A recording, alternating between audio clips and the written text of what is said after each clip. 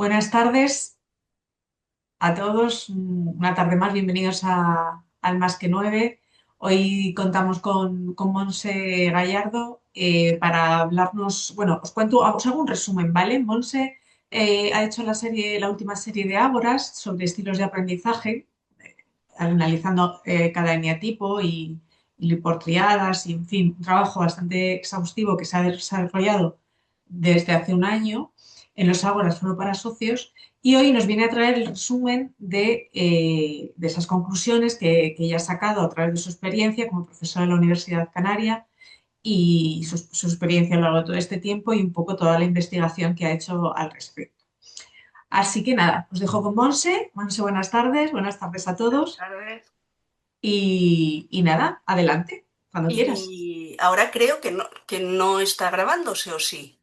Sí, Ah, vale, es que no me bueno, sale a, el a mí me cartelito pone de grabando. aceptar. Vale, pues ya está, era porque a mí no me ha salido esta vez lo de aceptar grabación. Bueno, pues buenas tardes a todos y todas, que veo que hay, aparte de los que están en pantalla, hay más personas conectadas. El enfoque de esta charla no es tanto contar todo de forma resumida, lo que he contado a lo largo de un año, sino un poco, porque he pensado, habrá personas que estuvieron en ese año y no les voy a contar otra vez lo mismo, y hay personas que no han estado y querrán saber algo. Entonces he hecho una mezcla de cuestiones, de contar un poco por qué se plantea esos ágoras de por qué yo trabajo esto, las conclusiones más esenciales y más básicas, en algunos casos sí voy a hablar de eneagrama, de por qué esas conclusiones se relacionan con el eneagrama y qué va a pasar después de aquí, porque hay un después, ¿vale? Entonces lo que voy a hacer es compartir una presentación, porque a mí me gusta siempre que aunque sea una charla, que haya también pues un apoyo de, para quien le gusta leer, para quien le gusta ver y no solo verme a mí. Y también me gustaría comentar, si alguien tiene en algún momento una duda, si quiere plantear algo, alternativas, pueden entrar y comentar, porque eso también puede enriquecer y no estar yo solo hablando. Y si da tiempo, que yo me enrollo mucho, para quien no me conoce, me enrollo mucho, si al final da tiempo, pues también pueden hacer preguntas al final. Yo en principio no creo que esté sino 45 minutos contando esto y después ya pues puede haber momento para preguntas o debate. Bueno, pues esto, como ha comentado Belén, es las conclusiones de lo que he trabajado durante el año pasado en el Ágora sobre eneagrama y estilos de aprendizaje, cómo aprende cada eneatipo, cómo aprende cada subtipo, pero también lo previo, porque lo que yo conté en el Ágora no fue de repente que se me ocurriera y lo hiciera, sino que yo ya venía trabajando. Yo soy profesora en la Universidad de La Laguna, como también ha comentado Belén, y como profesora, a mí todo lo que tiene que ver con educación, además soy profesora de pedagogía, todo lo que tiene que ver con educación obviamente me interesa. Y además tengo una visión de la educación muy heredera de el personalismo de Rogers, de Freire. Bueno, Rogers le suena más por ser el psicólogo humanista, digamos, con más renombre. A quienes saben de educación también les debe sonar Paulo Freire y obviamente Claudio Naranjo, que en su perspectiva educativa está alineado con estos autores, ¿no? La idea de que la educación es una herramienta de transformación. Nosotros podemos transformar a las personas, quizá no a la sociedad, pero a las personas sí, a través de la educación. Y sí es cierto que Freire decía que la educación no transforma a la sociedad, pero sí transforma a las personas que luego van a transformar la sociedad. Por tanto, si nosotros educamos desde la conciencia y poniendo foco tanto en la persona concreta, individual, con la que estamos trabajando, como en el contexto, en lo social, en dónde estamos educando, tendremos más probabilidades de que nuestra acción realmente llegue a transformar. A lo mejor solo transforma un barrio, solo transforma una asociación. Vale, eso es más que no hacer nada.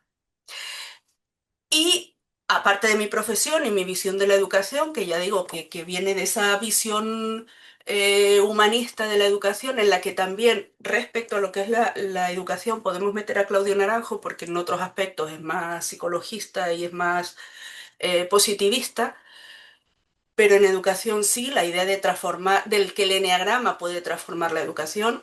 Luego mi descubrimiento del eneagrama bueno, yo leí la primera vez algo de eneagrama en una revista tipo Cosmopolitan, no sé si era Cosmopolitan, Marie Claire, alguna de esas como hace como 30 años, que venía en una última página una descripción muy basiquita de lo que eran los eneatipos. Y a partir de ahí yo empecé a mirar algún libro, claro, no había redes, no había internet como hay ahora, no había tanta información, entonces era muy difícil acceder, teniendo en cuenta además que yo vivo en Tenerife, no vivo en Madrid, y en Tenerife mm, la formación sobre estos temas, digamos que es más reciente. Entonces, cuando descubrí el eneagrama, realmente fue ya en 2000, creo recordar que 15, ya en 2010 había hecho algún curso, pero en 2015 con el curso de Isabel Salama, la primera edición que hizo de su, no me acuerdo cómo se llamaba, experto en eneagrama y psicología relacional, creo que era, y posteriormente en la escuela de eneagrama aplicado con Gema de la Rosa y Gonzalo Morán, también todo su formación sobre eneagrama. Entonces, con todos estos antecedentes es como yo empecé hace 2 años a estudiar qué tiene que ver la educación con los eneatipos y de qué manera podemos utilizar este conocimiento del eneagrama no solo, empecé como docente, ¿vale? No solo como para mejorar nuestra docencia, es decir, cómo enseñamos, sino cómo aprenden las personas. Entonces, los objetivos que yo me marqué era, por un lado, ampliar el conocimiento del eneagrama, es decir, saber más sobre eneagrama, porque eso siempre nos viene bien a todas las personas, aportar una guía para educadores, para profesores, padres, madres, terapeutas, para coaches, sobre cómo elaborar, cómo mejorar el acercamiento educativo a sus distintos educandos, es decir, a clientes, a pacientes, a alumnos, desde el punto de vista del eneagrama. Y el tercer objetivo parece el mismo exactamente, con lo cual no sé por qué lo he repetido, es lo mismo. Está repetido en la... Ah, bueno, lo he separado. Por un lado, educadores, luego explicaré por qué, y otro, profesores y profesionales. Bueno, es lo mismo.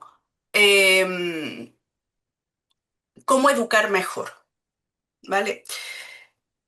Para ello, el camino es leer mucho, leer todo lo que encontré sobre enneagrama y educación, y recalco y subrayo lo de encontrado. Habrá muchos más libros que yo no he encontrado o que no he conseguido, obviamente, pero todo lo que he conseguido en español, inglés y portugués, que son los idiomas que he conseguido, me lo leí todo. Luego, toda la participación, y de ahí saqué mucha información de las ágoras del año pasado de la asociación, que no solo me sirvieron para transmitir y contrastar lo que yo estaba averiguando de cada eneatipo, sino para recibir un feedback de los participantes que me decían: así me identifico con eso, para mí sería un poco con este matiz, y me vino muy bien porque me permitió mejorar mi visión de cómo aprenden los eneatipos. Luego también el haber impartido 2 veces el módulo de educación y eneagrama en la en la formación que imparte la Escuela Internacional de Eneagrama, porque nuevamente ahí he recibido feedback de los asistentes, aunque en ese caso era más sobre los educadores que sobre los educandos. Cómo mejorar nuestra forma de enseñar frente a cómo aprendemos. Y de aquí Para sorpresa de nadie, lo que encontré es que los libros, la mayoría, son una suma de estereotipo tras estereotipo sobre los eneatipos. Es decir, los 8 somos buenos líderes, los 12 son muy ayudadores y por tanto van a estar siempre en clase ayudando a sus compañeritos y compañeras. Los 5 van a estar siempre aislados y leyendo un libro. Y la realidad es que los eneatipos somos mucho más complejos. Es cierto que hay un libro que es el único, uno en inglés, que ahora no me acuerdo cómo se titula, si queréis luego lo saco de la librería, de la estantería y os lo digo, que incluye una investigación y es por tanto el mejor. ¿Por qué? Porque hace encuestas a profesorado y al alumnado sobre cómo aprenden, sobre cómo enseñan, cruzan los datos y ahí obviamente sí hay mejor información. Pero lo que está publicado fundamentalmente en español, en inglés menos, pero fundamentalmente en español, sin contar obviamente el libro de Claudio Naranjo sobre educación, eh, los que se centran en los eneatipos y en cómo aprenden, es más estereotipo que eneatipo, o son estereotipos sobre los eneatipos. Y tampoco para sorpresa, es mucho más enriquecedora la información que aportan las personas que asistieron tanto a las ágoras como al módulo de educación, porque los testimonios personales te dan una perspectiva mucho más, primero personal, pero mucho más vívida, mucho más experiencial y, y que te da matices que a lo mejor son solo de esa persona, pero que puedes ir contrastándolos con otras personas que te dan otros matices y acabas teniendo un conocimiento que sea aplicable o que sea generalizable para ese eneatipo. Vale. Con ese camino, con todo eso, yo llegué a ciertas conclusiones. ¿Vale? Lo primero es que para hablar de aprendizaje, y es algo que no tuve en cuenta o no demasiado en cuenta en los Ágora y que ahora veo que hubiera sido esencial, es necesario diferenciar los contextos formales de tipo académico, lo que es el colegio, la universidad, etcétera, que los contextos no formales. Los talleres vivenciales, los talleres experienciales, los que elegimos nosotros para formarnos, que no son, digamos, obligatorios. ¿Por qué? Porque nuestra forma de mostrarnos, nuestra forma de mostrar el eneatipo cambia en la mayoría de los eneatipos y de los subtipos, según estemos en un contexto más controlado como es el formal, más rígido, más porque no nos queda otra, que en un contexto como el no formal, que es más abierto, que es más libre, etcétera. Podemos encontrarnos variaciones, por ejemplo, el eneatipo 5 por lo general, tiende a encontrarse cómodo en esos contextos formales, siempre y cuando los contenidos que van a trabajar o los docentes que van a impartir los contenidos les parezcan personas referentes que saben del tema. Los 7, los 8 no se van a sentir especialmente cómodos en los contextos formales por distintos motivos. Los 7 por la rigidez y porque no se da demasiada libertad de si ahora me apetece estudiarme otra cosa porque tengo que seguir aquí en matemáticas. Y los 8 porque las normas, el que les controlen no lo llevan demasiado bien. Pero por ejemplo, los 8 en los no formales tampoco se sienten demasiado cómodos. ¿Por qué? Porque los talleres vivenciales, las experiencias compartidas, en cierta forma o sin cierta, acabas mostrando tu vulnerabilidad o acabas saliendo tu emoción.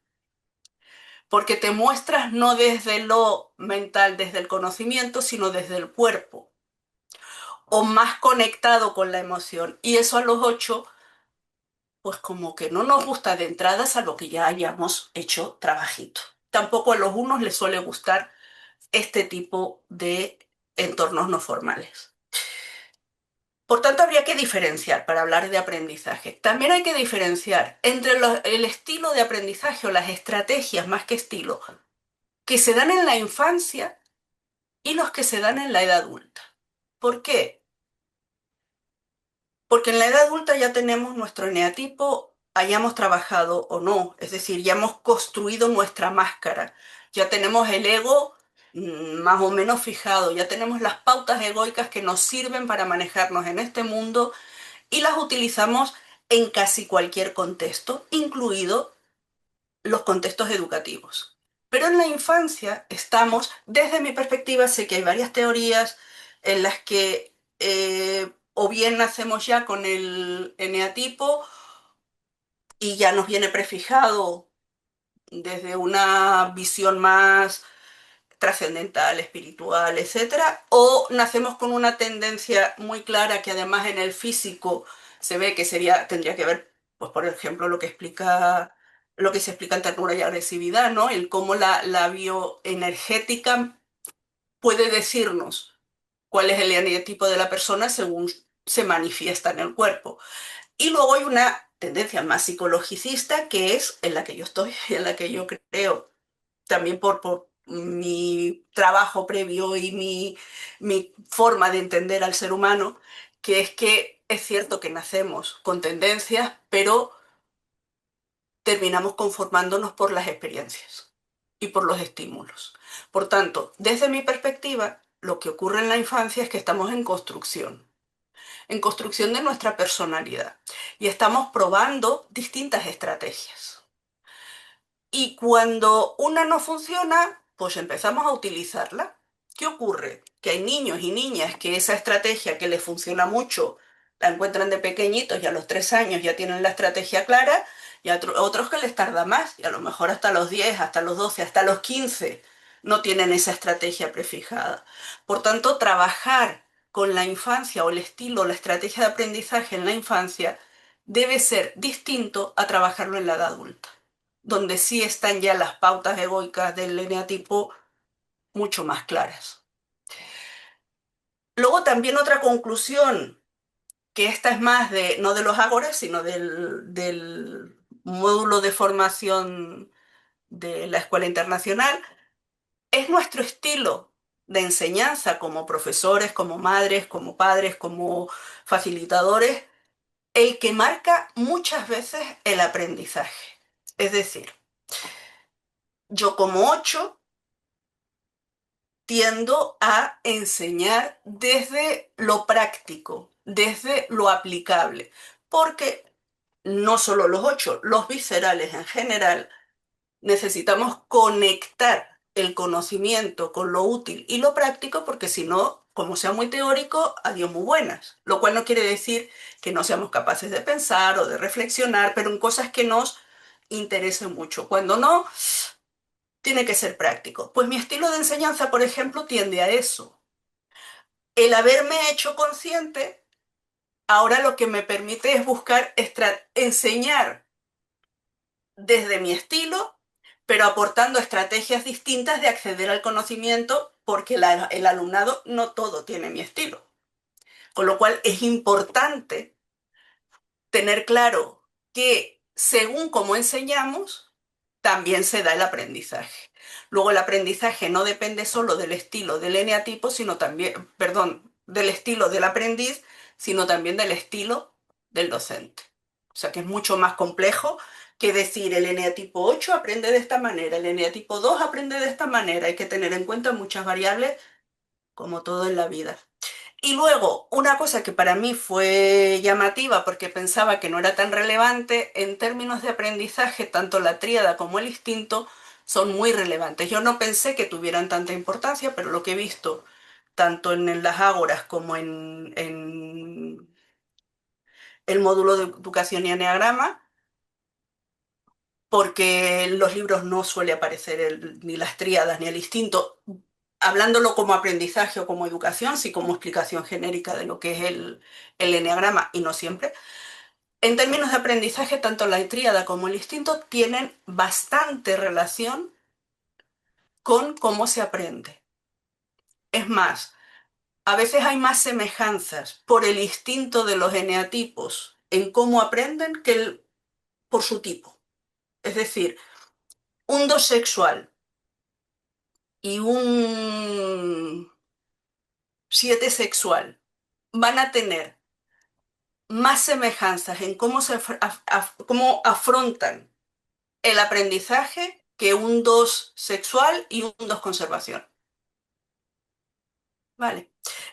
Esa parte es quizá en la que yo ahora tengo que estudiar más, ¿no? En esas variaciones tan de detalle, que ya tengo algunos elementos gracias a los agoras, pero es donde todavía me falta seguir investigando. Bien, con estas conclusiones, lo que yo he hecho es ahora, pues explicarlas un poquito, ¿no? Cuando hablamos de entornos formales, y ahí tenemos que tener en cuenta, no sé si alguno de ustedes, alguna, es profesor o profesora, y por tanto da clase y tiene alumnos, o, o para en empresas, es decir, entornos formales, no me voy a referir solo al sistema educativo, sino a cualquier entorno que esté estructurado y reglamentado. Toda la formación, por ejemplo, iba a decir del Servicio Canario de Empleo, del SEPE, del Servicio de Empleo, y bueno, no me acuerdo lo que significa la P y España, todo el sistema, toda la formación de empleo, el sacarse el carnet de conducir, por ejemplo, es una de las cosas más estructuradas y reglamentadas que hay, los cursos de las escuelas de idiomas, todo lo que es entornos estructurados y reglamentados. ¿Vale? Y generalmente muy burocratizados. ¿Qué implica esa burocratización? Que los aprendizajes normalmente ya vienen determinados, ya los educadores tienen poca libertad o poco margen para modificarlos, con lo cual hay poca Oh, autonomía. Sí, alguien quería hablar, me mm, pareció. es que estoy viendo un... Ah, no, es alguien que tiene que quitar el micro. Vale.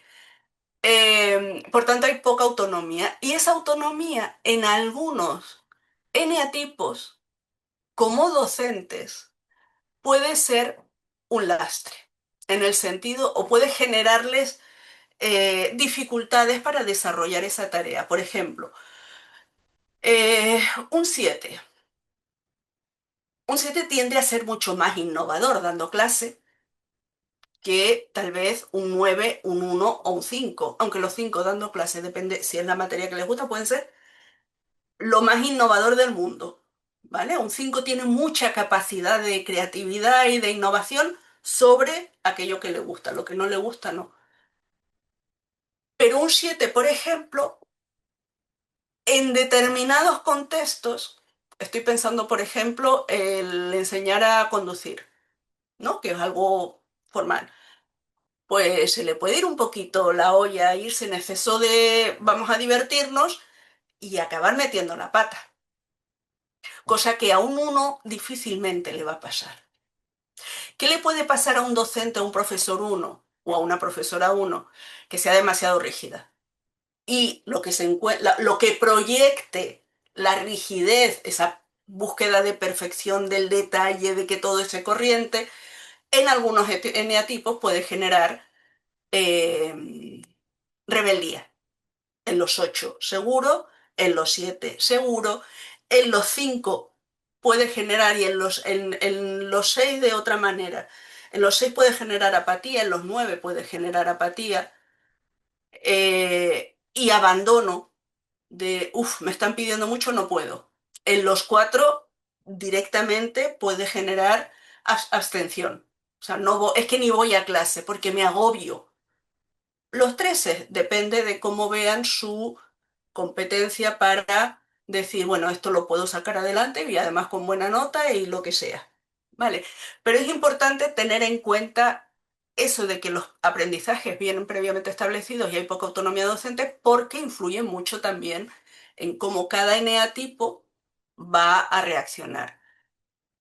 La realidad es que en estos entornos las metodologías tienden a ser tradicionales, muy centradas en el docente, poco a poco centradas en el estudiante, en el aprendiz, salvo, por ejemplo, en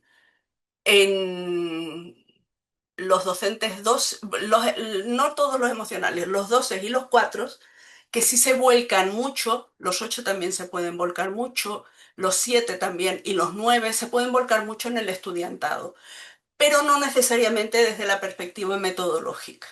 En el caso de los 8, por ejemplo, sí, y en el caso de los 9, pero por ejemplo los 2 tienden a buscar más, o sea, la metodología les importa menos y les importa más el clima de grupo y que la gente esté contenta y que esté feliz. Y eso a algunos eneatipos les va estupendo y a los unos, a los 5, a los 6 les desconcierta.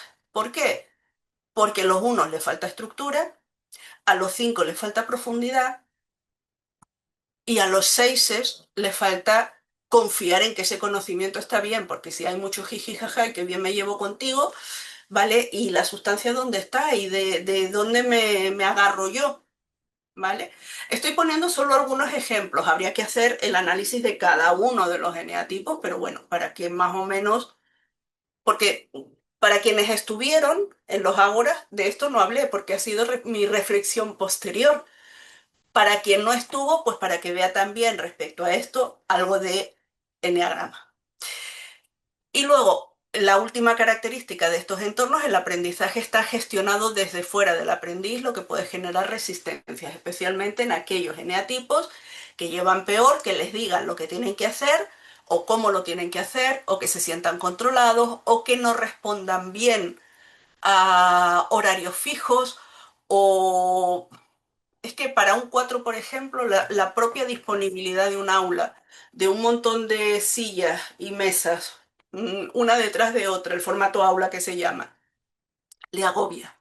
Solo esa sencilla forma de, esa sencilla rigidez que estamos acostumbrados a que las aulas lleven así desde la Edad Media, porque desde la Edad Media el aula es igual, no ha cambiado. Eh, bueno, pues esa gestión externa para la mayoría de los estudiantes, para el uno, porque no puede, salvo que sea el docente sea uno y haya entonces la misma forma de enfocarlo. Para el uno, como vea fallos en esa estructura, ya va a estar corrigiendo y va a estar frustrado porque no se hace como considera que debe ser. El 2 porque se tiende más a un trabajo estandarizado en el que no puede destacar o en el que no puede brillar como le gustaría. El 3 se suele manejar bastante bien, en esto es muy pragmático, es decir, si hay que hacer esto, se va a hacer. Al 4 le mata los entornos muy rígidos, en general. El 5 si sus docentes tienen un nivel de conocimientos y un nivel intelectual adecuado a lo que considera el 5, pues no va a haber problema, aunque si puede buscarse el conocimiento por su cuenta y investigar, se irá a la biblioteca y lo hará mejor en la biblioteca. El 6 hará muchas preguntas y si su docente, su profesor o profesora se las contesta con seguridad y demostrando conocimiento, pues tendrá quien agarrarse porque podrá decir de esta persona me puedo confiar en que sabe. Como no, ya lo tenemos rendido, ya esto no me va a salir nunca.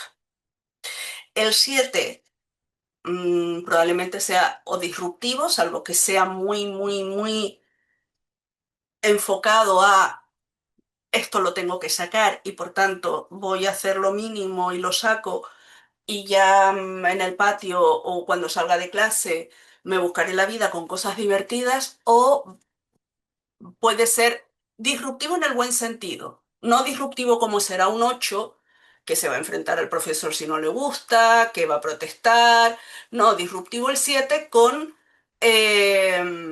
contar algún chiste, hablar más de lo debido, ese tipo de cosas, ¿vale? El 8 como ya digo, que le controlen es lo peor que lleva. Entonces, sí, pero al mismo tiempo puede ser pragmático y decir, pues si esto es lo que hay, lo voy a hacer a mi manera. Y ya me pelearé con el profesor si me dice que mi manera no es la adecuada porque es mi manera. A mi manera, no como el uno, sino a mi manera porque si yo lo quiero hacer así, lo quiero hacer así y ya está. Y el 9 se va a mimetizar con el entorno. Probablemente si no le gusta, procrastine, va a ir a lo básico. Estoy hablando de personas que no tengan demasiada conciencia de su eneatipo. Son personas a las que nosotros podemos ver el eneatipo, pero que no tienen conciencia, porque claro, en cuanto hayan empezado el proceso de trabajo consigo mismos, van a reaccionar de otra manera.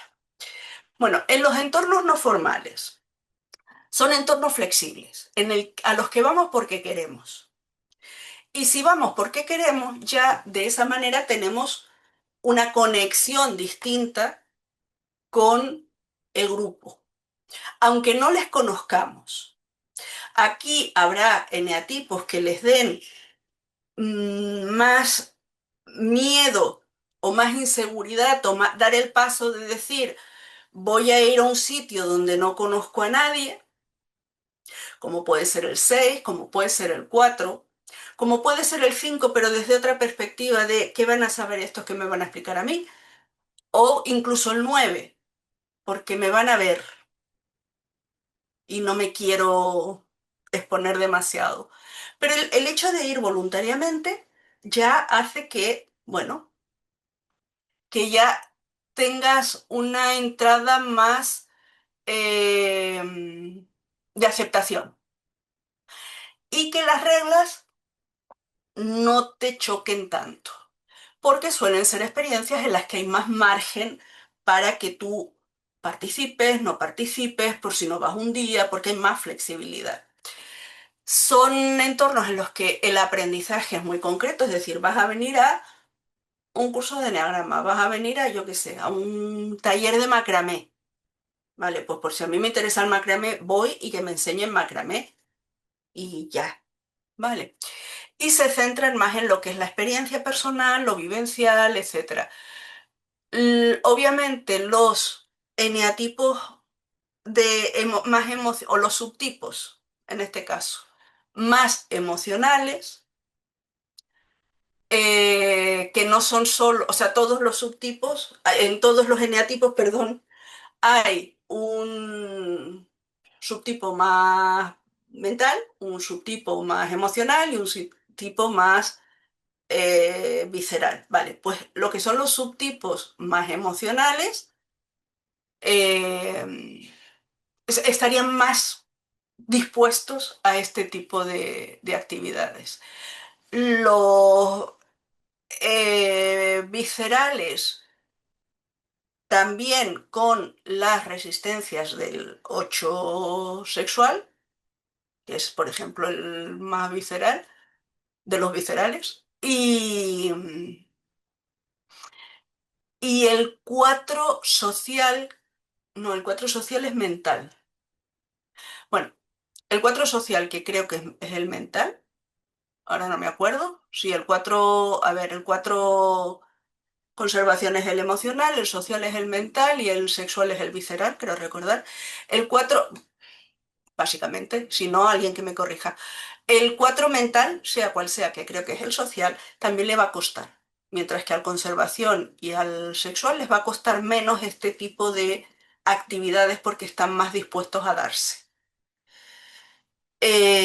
Bueno, el estilo de aprendizaje aquí se ve más claro. ¿Por qué? Porque se sienten menos constreñidos, menos rígidos que en los entornos formales, con lo cual van a manifestarlo más abiertamente, para bien y para mal. Se les va a ver más en un entorno flexible. Y en estos tres contextos, quien gestiona el aprendizaje es el propio aprendiz. Es decir, si yo quiero, aprendo y si no quiero, no aprendo. Es decir, me voy o no vuelvo más o no me interesa cómo explica, pues cómo esta señora o este señor da el taller de macramé, me voy a buscar otro taller de macramé distinto, porque el macramé me sigue interesando, pero esta persona no.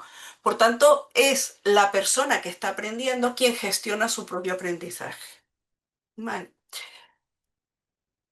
Y como decía antes, en ambos casos el aprendizaje va a depender de una forma significativa del estilo de enseñanza del docente o del facilitador o del educador, según cómo transmita el conocimiento. Bueno, ¿hasta aquí hay alguna pregunta, algún comentario, algo? ¿No? Pues continúo. Y otro elemento que comenté en las conclusiones es la edad. Aquí esta es más gráfica y entonces explico un poquito por qué he puesto las virtudes y las ideas santas. A ver, desde mi perspectiva, como ya les dije antes, los niños y niñas todavía no tienen un eneatipo fijado. Claro, yo creo que este análisis que yo he hecho y este planteamiento que hago y esta defensa que hago de la educación en la infancia, ¿vale? Incluso si consideran que los niños y niñas ya nacen con su eneatipo, ¿vale? Mi planteamiento es que si el eneatipo no está fijado, y vamos a considerar, esto tendría que ver sería más trabajo esto para padres, madres, familiares, educadores de infantil, de primaria, es decir, trabajar con niños y niñas. Debemos dirigirnos a educar a los niños en su virtud, no en su eneatipo, no en su ego. Si yo veo, por ejemplo, voy a hablar de mi sobrina, ella tiene 15 años y vamos, desde pequeñita tiene, o tenía, porque ahora la veo de otra manera, pero bueno, tiene un- unas pautas egoicas semejantes al 3. Lo que yo tengo que trabajar con ella no es el éxito, el logro, sino su autenticidad.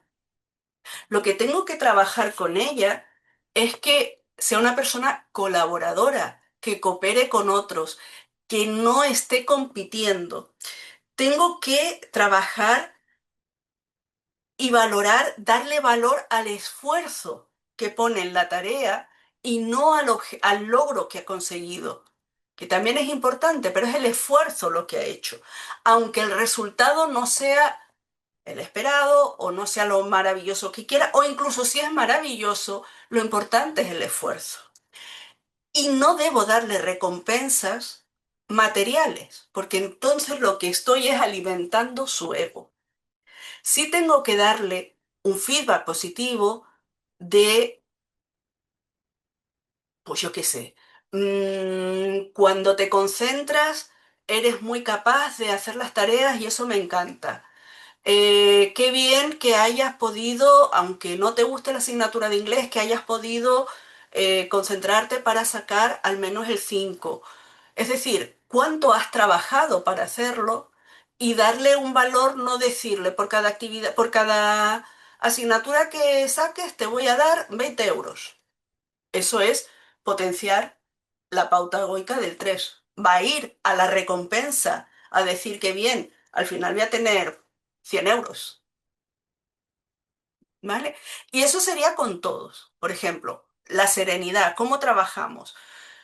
Pues cuando nosotros vemos que un niño se frustra demasiado cuando las cosas no salen como quiere, que no quiere decir que vaya a ser un 1, pero que vamos viendo que puede serlo, pues centrarnos en que los errores, el equivocarse es parte del aprendizaje y mostrarlo también con nuestra conducta. Claro, si a mí se me cae algo y digo, pero qué torpe soy, pero como siempre lo mismo, pero es que, pues entonces los niños aprenden por imitación, ¿vale? Es decir, los niños no aprenden lo que le decimos, aprenden lo que ven. Por tanto, es tarea nuestra también tener conciencia de que estamos educando niños. Claro, a los que son profesores y profesoras, pues tener todas las virtudes va a costar, pero desde la autenticidad, porque al fin y al cabo no esta autenticidad, ¿vale? Del 3, sino desde yo soy en esencia esta persona, puedo trabajar con todas las personas, sea cual sea su eneatipo. Entonces la serenidad es eso, es centrarme es hablar, por ejemplo, ¿no? Hay más matices, pero decirle a los niños y niñas que el cometer errores es parte del proceso y centrarnos en, ¿vale? ¿Qué has aprendido? ¿Cómo lo podrías haber hecho de otra manera? Incluso, por ejemplo, fomentar actividades en las que sean en grupo, con otros niños y niñas, en las que puedan ver otras formas de hacerlo, de hacer las cosas y que pueden tener igual resultado. Entonces, eso sería mi perspectiva de cómo hay que trabajar con niños, incluso en la adolescencia, que es más difícil porque en la adolescencia ya el patrón egoico más pubertad es una bomba. Pero bueno, incluso así hay que ir a trabajar, pues eso, la inocencia, la diligencia, la sobriedad, la generosidad, el darse al otro. ¿Cómo trabajamos la generosidad con un 5? Que un 5 se va a aislar en la medida de lo posible, que incluso estando en grupo no se está dando, que no muestra sus emociones, ¿vale? Pues con los niños y niñas 5, adolescentes 5, que nos van a decir que no, porque los adolescentes siempre hemos dicho que no, porque tenemos que reafirmarnos, la finalidad de esa etapa es terminar de convertirnos en persona y para eso tenemos que convertirnos en oposición al otro. Y eso es la etapa de la adolescencia, ¿no? Entonces es más difícil. Pero, ¿cómo consigo que el trabajar con una persona 5? Que eso también valdría para adultos, ¿vale? Pero yo lo he separado para los niños que todavía no está fijado el eneatipo del todo. Pues, por ejemplo, funciona muy bien con los 5 de cualquier edad, pero puede trabajarse muy bien con los niños y niñas. El trabajo emocional a través del cuerpo, la biodanza, la danza libre. El ballet quizá no porque es más rígido, pero por ejemplo, yo qué sé, bailes folclóricos. Vale, sí, están los pasos, no está, pero el ballet quizá es excesivamente rígido, aunque los niños tienen que aprender. O sea, si alguien quiere ser bailarín o bailarina de mayor, tiene que empezar pequeño. Yo ahí tengo mi debate personal con familiares que quieren que sus hijos sean, pues eso, deportistas de élite, y deja vivir al niño y ya cuando, si quiere ser deportista de élite o la niña, pues ya lo dirá con 15 años, pero no la pongas con 2 años ya a hacer pre-atletismo. Pobrecita mía. Bueno, en cualquier caso, ¿cómo trabajo la generosidad? Pues eso, primero desde darme a los demás, o perdón, darme a mí mismo, conectar conmigo mismo. Pues eso, biodanza, baile libre, etcétera. Pero luego también se puede con preguntarle que las conversaciones giren en torno a las emociones, cosa que es muy difícil con las personas 5 en general, con niños y niñas que ya tienen esa pauta también, pero precisamente de lo que se trata es que con los niños y niñas vayamos disolviendo esa pauta egoica y les vayamos enseñando que se puede trabajar o que se puede actuar desde otra manera. Entonces, si por ejemplo este niño, yo que sé, o niña, ha hecho, pues ha aprendido a hacer integrales. No recuerdo en qué hoy, pues ya es adolescente, las integrales. No es decirle, ay, explícame cómo se hace una integral. Primero, porque me la explica a mí, la aprenderé igual que cuando en el instituto, cero. Sino, ¿y cómo te sientes? ¿Y te parece divertido? Y no sé, es decir, vale, ¿cómo te sientes habiendo aprendido a hacer? Es algo que a mí se me escapa, pero enténdanme que es trabajar la parte emocional del conocimiento. ¿Cómo te sientes tú respecto a... ¿Y a quién se lo contarías? ¿Y se lo has explicado a algún compañero? Y a lo mejor, pues eso, explícaselo a alguien. Es una forma de que se dé a sí mismo. Porque la falta de generosidad del 5 no es tacañería, es la falta de generosidad de sí mismo respecto a los demás. Bueno, pues esto, las virtudes es lo que nos permitiría o lo que la puerta de entrada para educar a los niños y las niñas. Si no somos capaces de ver cuál es la pauta egoica que está empezando ya a desarrollar el niño, cuál es la máscara que está empezando a ponerse, maravilloso, porque quiere decir que todavía está conectado con su esencia, con lo cual trabajamos todas.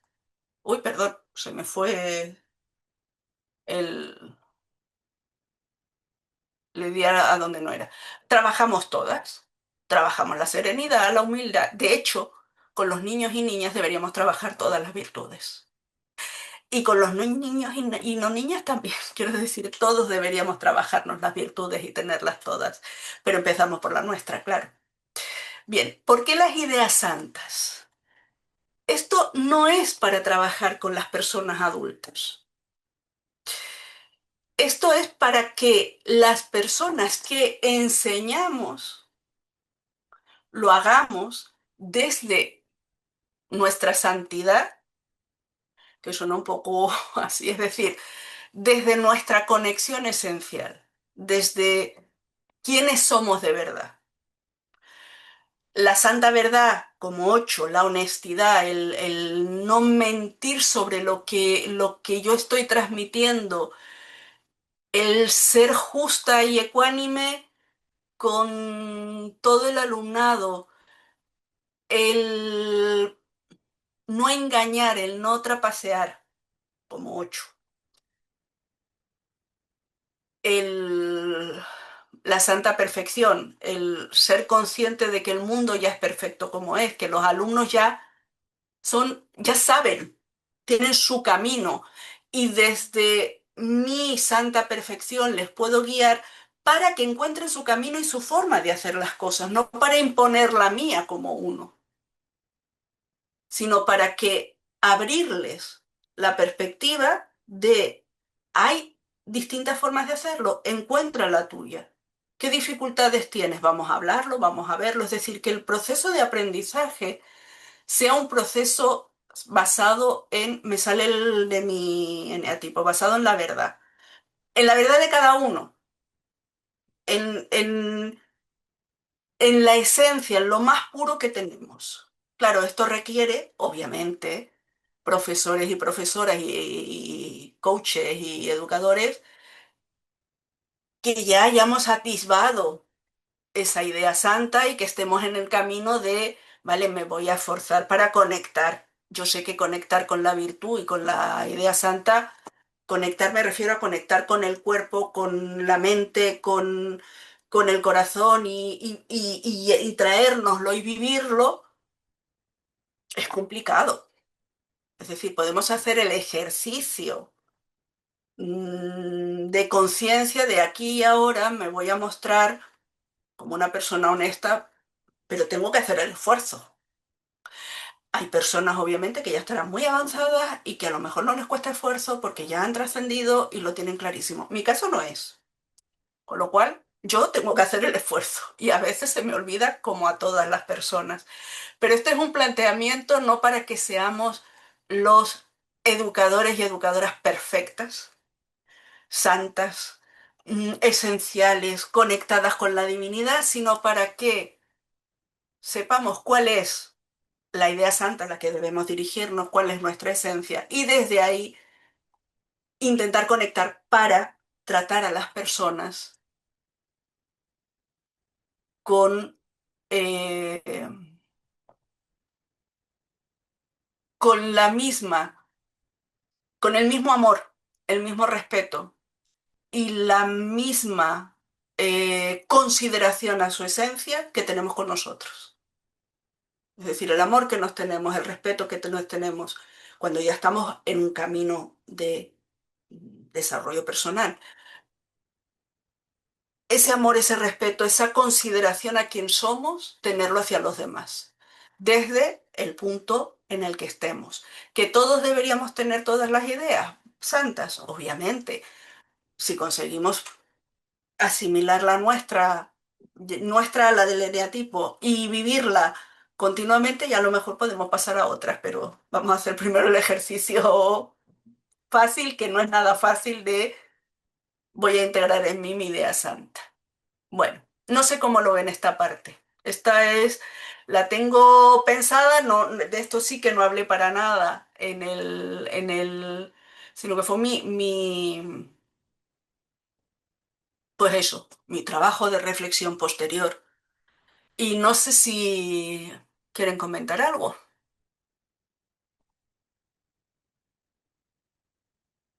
Por ahora no. Bueno, al final, si acaso. Bueno, esta parte es lo de las tríadas y los instintos.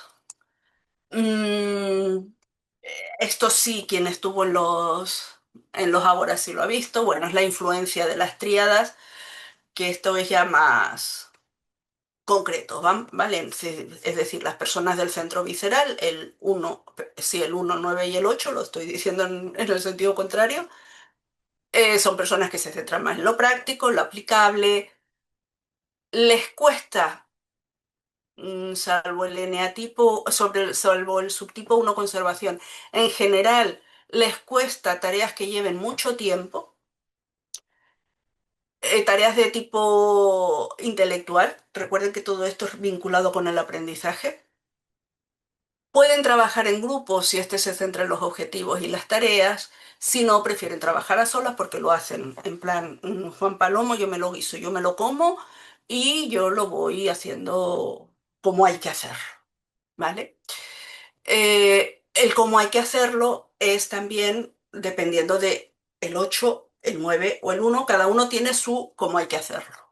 Y ese cómo hay que hacerlo nace de distintos sitios, desde la perfección de, del uno, el, en el 9 es que no me altere demasiado mi realidad, y en el caso del 8 es yo controlo y por tanto lo voy a hacer como salga. Y me da igual lo que me hayan dicho, yo lo voy a hacer.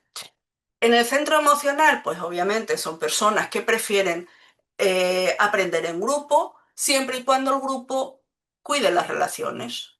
Si es un grupo en el que hay conflictos, si es un grupo en el que hay eh, mal rollo, que hay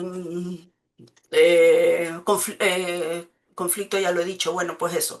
Si no hay un buen ambiente de grupo, prefieren trabajar solos o, bueno, si no, iba a decir una cosa que es del 2. Estoy hablando del centro emocional, prefieren trabajar solos.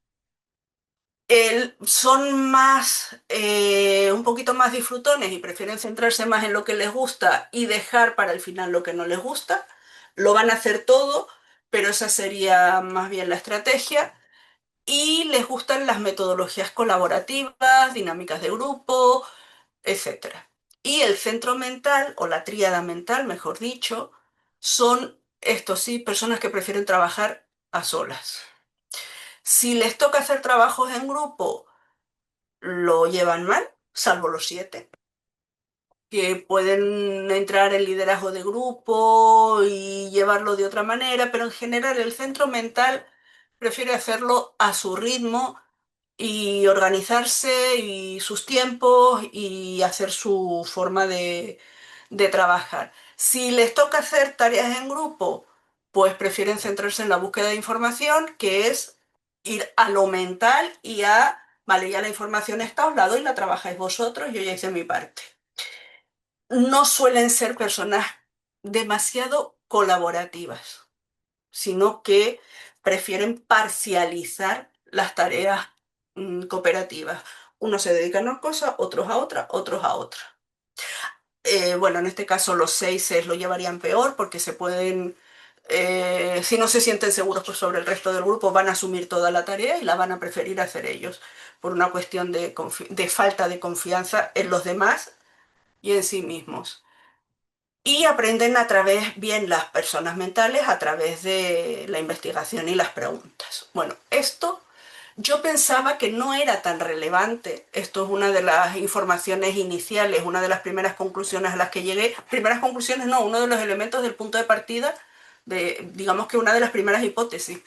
Y me llamó la atención que sí, que se me confirmó en todos los ágoras, en el curso de la escuela, es decir, incluso viendo luego los subtipos, los tipos, etcétera, se veía que sí, que es muy relevante el centro en el que estás, especialmente para cómo te acercas al trabajo de carácter académico. No tanto el trabajo en talleres del ámbito no formal o de contextos más flexibles, etcétera, sino en el ámbito más formalizado, tareas más rígidas, etcétera. El centro sí marca muchas semejanzas entre los distintos eneatipos de cada tríada. Eh, y lo mismo con los instintos. Los instintos que yo consideraba que realmente era lo menos relevante, pues también tienen mucha influencia. En el caso del instinto de conservación aquí es tanta información que bueno, que no me capó ni un dibujito. Pero en fin, ya vamos a... básicamente el instinto de conservación lo que quiere es un ambiente cómodo, un ambiente en el que no haya demasiadas distorsiones, ya sea distorsiones de temperatura, de sonido, de un entorno muy cambiante en el que hoy llego y están las aulas, las sillas de una forma, al día siguiente están de otras, o tengo que cambiar de grupo de trabajo. Eso a las personas conservación les altera. Prefieren más las rutinas, los horarios fijos, se adaptan bien, por tanto, las personas del instinto conservación a los contextos formales. Pueden que no les gusten, pero se adaptan bien precisamente porque son entornos muy rutinarios. Y luego agradecen también, pues eso, referencias concretas a la utilidad, igual que la tríada de visceral, pues los conservación les gustan las referencias concretas, la aplicabilidad, etcétera. El instinto social se nutren del trabajo en grupo. No necesariamente eh, presentes en la misma sala. Es decir, les gusta el trabajo en grupo, pero puede ser a través de foros o puede ser a través de, yo qué sé, del Drive o lo que sea, en la que haya una interacción y sobre todo un feedback constante. Y que haya visiones compartidas. No les interesa tanto, no es como en los emocionales que les interesa mucho el ámbito, perdón, el ambiente de grupo, el clima de grupo, sino que haya interacción, que haya esa relación social entre las personas que están aprendiendo, aunque no estén en la misma sala ni en el mismo momento trabajando, pero que haya implicación de todas las personas. Y luego el instinto sexual. Las personas de instinto sexual prefieren pues experiencias más intensas, retos significativos, son más creativos, buscan más creatividad en los docentes, tienden a vincularse emocionalmente o con las asignaturas, las materias, los conocimientos o con sus docentes. eh, y luego también les motiva el cambio, el que haya diversidad.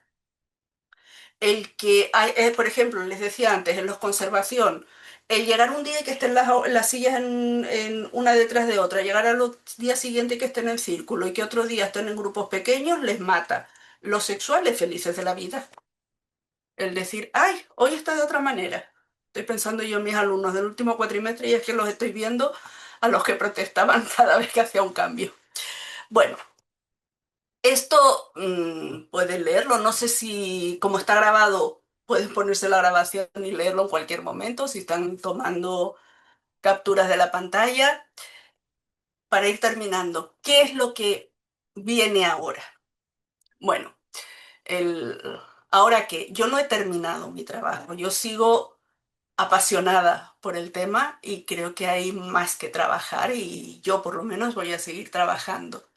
¿Cómo lo voy a hacer? Pues mi primera intención, que es de la que partí también, de la que partí era de dar las gracias a todo lo que he aprendido del eneagrama.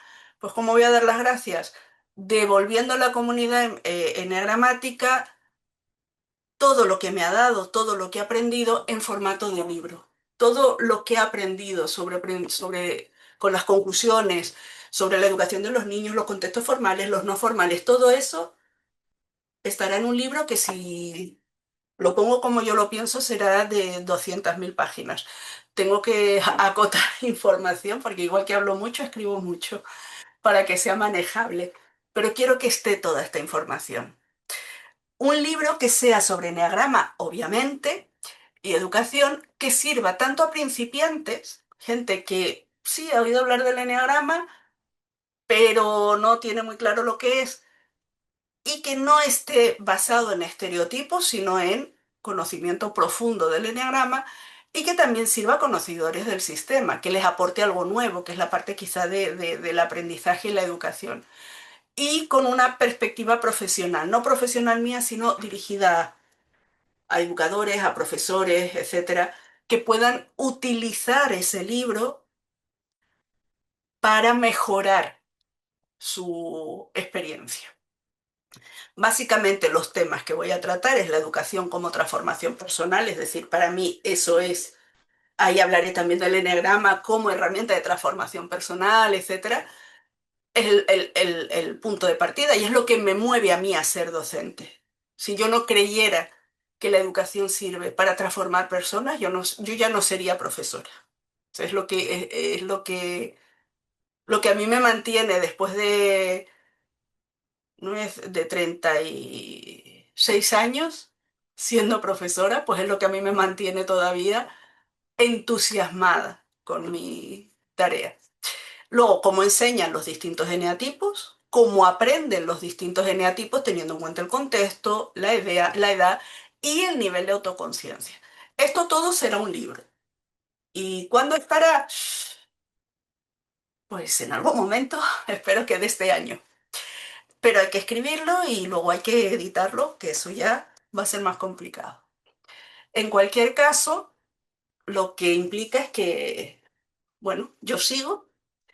Este viaje para mí sigue, es un viaje que me tiene fascinada y encantada y, y gracias por escucharme, gracias por haberme invitado a los Ágoras, gracias por haberme invitado a esta sesión y gracias por haber asistido quien ha asistido. Tal vez dentro de un año, año y medio me inviten al Ágora a presentar un libro o no, al Ágora no, perdón, al Al Más más que que nueve, nueve, hablando al de mi Más que libro, nueve, o no me invitan, pero tengo libro, que eso sí sería interesante. te Así que, invitaremos, Monse. Cuenta con pues, ello. me lo pongo entonces como otro motivo para hacer el libro, aparte de que yo quiera. Pues nada, pues eso, muchísimas gracias. Y ahora ya, si quieren preguntas o algo, a ver. ¿Alguien tiene alguna pregunta, alguna contarle algo sobre lo que ha la exposición de Monse? ¿Algo que objetar, algo que añadir? Algo que no les haya convencido y digan eso ni ¿Eso? hablar, que de ahí aprendo también. Por suerte no soy uno. Claro. Lo de por suerte es una broma, obviamente. Por suerte he conocido el enneagrama, con lo cual acepto las críticas. Pues Bueno, parece que no. pues en el chat te ha ido escribiendo gente según Sí, sean. pero diciendo que se tienen que ir. Y que muchas gracias y que es muy interesante el trabajo que has hecho, Monse. Yo personalmente te tengo que decir que me ha encantado toda la gran investigación que has hecho, porque es una gran investigación sobre aunar un poco el mundo del eneagrama y tu profesión, que en el fondo son dos campos que amas y que te apasionan. Y darte la enhorabuena por este maravilloso resumen que nos has constreñido hoy de tantas horas de ágoras, como lo has fusionado, me ha encantado. Súper gráfico, súper, no sé, como de que lo entiendes y no sé si para los asistentes que quedan ha sido así, pero yo te tengo que dar la enhorabuena en mi nombre y en nombre de toda la Junta por la gran labor y sobre todo por las horas que nos has dedicado. Así que muchísimas gracias, Monse. A ver, Mónica Leticia tiene algo que decirnos. Adelante, Vale. Mónica. Buenas tardes a ustedes. Soy de Buenos Aires y siempre que encuentro alguna invitación para seguir integrando toda esta información en este bello camino, como dijo Monse, que seguimos caminando. Eh, Me sirvió muchísimo, soy formadora de Enneagrama y siempre hay algo más que podemos sumar. No solo conocimientos del Enneagrama en sí que transmitimos, sino de conocer a nuestros alumnos y de también cómo podemos transmitirlo nosotros desde los distintos eneatipos. Así que bueno, muchísimas gracias y por permitirme principalmente estar en este webinar. Les agradezco muchísimo. Gracias a ti. Pues gracias a ti, Mónica, por tu comentario. Y gracias, Belén, por lo que has dicho. Y a la asociación, en nombre, a ti como representante de la asociación, por la oportunidad que me han dado, porque el gran avance que yo he tenido es por los ahora. Es decir, ha sido la forma de decir, voy a seguir estudiando y no procrastino, no lo dilato pensando, me voy a meter en otras cosas, yo soy muy de picoteo, sino vale, ya me he enfocado y tengo tanta información ahora, que es verdad que tengo que estructurarla y organizarla para el libro, pero gracias de verdad infinitas por la oportunidad. Ha sido un placer, Monse, tenerte. eh, y me voy a repetir, pero has hecho un gran trabajo. La asociación queda súper agradecida y esperamos ansiosos ese libro. Sí, yo pensaba que ibas a decir para el año que viene, pero has dicho para este año. Y, Espero, bueno, espero. Ahí bueno, alguna cosita escrita y ya. bueno, pues te animamos, desde aquí te animamos. Cualquier cosa que necesites de la asociación, aquí estamos. Y poco más que queremos leer ese libro ya. Así que mucho ánimo, te mandamos todos un abrazo muy, muy fuerte. Y a los demás, si no queréis, si queréis añadir algo más, A ver, hay un comentario de chat. Ah, vale. Gracias, Beatriz. desde Y Uruguay. Adriana. Gracias, Beatriz. Mm, Adriana, gracias a todos por asistir. mm. Pues Monse, si quieres decir algo más o nos despedimos, como tú quieras. Pues podemos despedir, simplemente gracias a quienes han asistido y que sigo en el camino y que a lo mejor sí os molesto alguna vez diciendo, oye, contestadme este cuestionario facilito de conclusión, a ver si más gente confirma. Pero bueno, no lo sé si haré más cuestionarios. Pero bueno, que para mí ha sido una experiencia estupenda, que me ha encantado, que adoro el eneagrama, adoro la educación y que estas sesiones me han dado mucho. Así que gracias. Y ya Nos nada. alegramos. Pues muy bien, Monse, pues muchas gracias de nuevo y gracias a todos los asistentes. Nos vemos el próximo día. Y recordaros, aunque ya quedamos poquitos, que lo tenía que haber dicho al principio, que tenemos una nueva formación en marzo con Russ Hudson. Mm, Y ahí lo dejo. O sea, el maestro de los maestros viene a dar una formación a España, viene, no, perdón, es online, pero para la asociación, ¿vale? Entonces, en redes iremos poniendo toda la información, ya se está moviendo. Y nada, que os animo a que participéis, que van a ser 2 días de aprendizaje continuo y de primera mano, de un gran maestro. Así que nada, que es en marzo. Así que os esperamos. Y poco voy a más, ir. que Pero seáis, que yo voy allá. pues apúntate, Monse, fenomenal. Encantados de tenerte como siempre. Y a todos los demás, nada más que mil gracias y buenas noches por que tengáis buenas noches y muchísimas gracias por asistir. Gracias, Monse. Chao. Chao.